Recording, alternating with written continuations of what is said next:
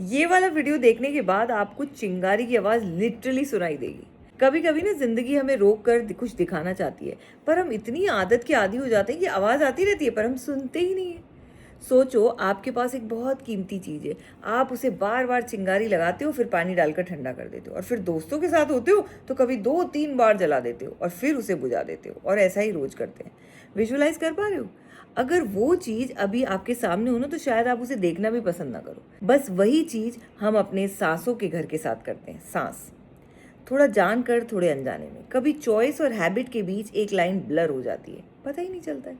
सच कड़वा नहीं होता, बस सच हमें हमसे मिलवाता है, और हर कोई उस मुलाकात के लिए रेडी नहीं होता।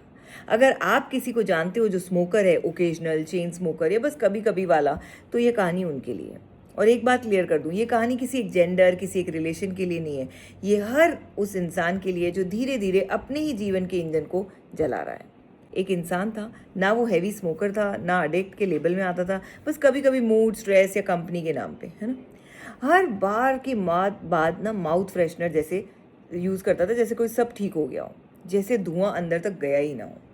एक दिन उसके पास एक छोटा सा बच्चा आया और सीधा सा सवाल पूछा, पापा, आप जब स्मोक करते हो ना तो आप मेरे पास कम आते हो। वो मुस्कुरा दिया और इग्नोर कर दिया। पर बच्चे ने एक बात और कह दी, पापा, आप तो मुझे सिखाते हो ना कि गलत चीज़ नहीं करनी चाहिए, तो आप खुद क्यों करते हो?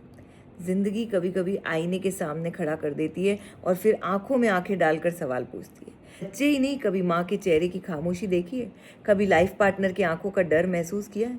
प्यार अक्सर चिल्लाता नहीं है, वो बस धीरे धीरे टूटने लगता है बिना आवाज़ के। और हाँ, बहुत बार लोग बोलते हैं, अरे ज्ञान मत दो यार। शायद सही है, क्योंकि हर कोई सुनने के लिए तैयार ही नहीं होता। पर जो सुनना ही नहीं चाहते, शायद वे अपने सबसे कीमती चीज़ को बचाने के लिए तैयार ही नहीं है। एक पल की आदत कभी कभी पूरी जिंदगी की बोझ बन जाती है। मैं ये नहीं कह रही कि आज से काउंट कम करो, 10 से 9 से 8 से 7 से 6, ये सब आप 1000 बार सुन चुके होंगे। मैं बस इतना कह रही हूँ, एक बार खुद से पूछ लो, मैं कंट्रोल में हूँ या ये आदत मुझे कंट्रोल कर रही है। और हाँ, मैं पर्सनली ऐसे लोगों को जानती हूँ, फ्रेंड्स, रिलेटिव्स, कॉलीग, जिन्होंने खुद से डिसाइड किया और क्विट कर दिया।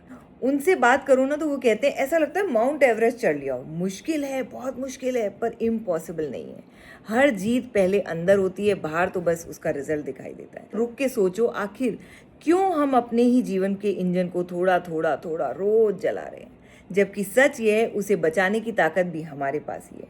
जब सांसों की कीमत समझ आ जाएगी ना, तब धुआं खुद ही पराया लगने लगेगा। जब खुद से सच बोलना शुरू कर दोगे, तब बदलना मुश्किल नहीं लगेगा। यह है पिंक साइड ऑफ पिंकी, जहाँ पिंकी की एक ही कोशिश है, भारत का हैप्पीनेस क्वेश्चन नंबर 1 हो। जय हिंद।